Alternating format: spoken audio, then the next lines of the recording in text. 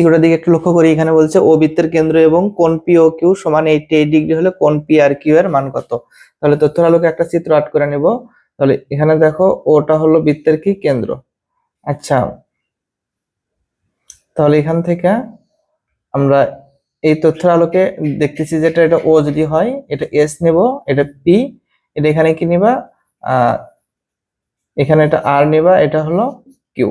তাহলে দেখো এটা দেওয়া আছে 88 ডিগ্রি। তাহলে এখানে আমরা জানি একটা কথা যে বৃত্তে অন্তর্লিখিত চতুর্ভুজের বিপরীত কোণ দ্বয়ের সমষ্টি কত? 2 সমকোণ। তাহলে সেই হিসেবে আমরা লিখতে পারি যে কোণ কি পি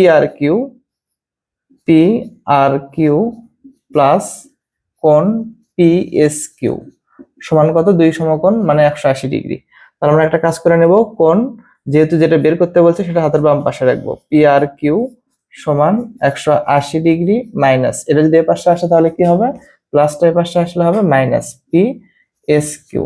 তাহলে একটা জিনিস লক্ষ্য করো, 180 ডিগ্রি মাইনাস এই কোণ পি এস কিউ সমান আমরা বলতে পারি কি যে হাফ কোণ কি পিও কিউ। পিও কিউ দেখো কোণ P S Q R half হবে কি পিও কিউ। তাহলে সেক্ষেত্রে 180 ডিগ্রি এ তো মাইনাস হাফ এর মান আছে, এর মান কত? কোণ পিও কিউ এর মান হলো 88 ডিগ্রি। তাহলে আমরা এটা কাটাকাটি করবো, 44 হবে। তাহলে দেখো 180 ডিগ্রি মাইনাস 44 ডিগ্রি, তাহলে 180 থেকে 44 গেলে কত হবে? 136 ডিগ্রি। আমাদের আনসার হবে ঘ নাম্বার।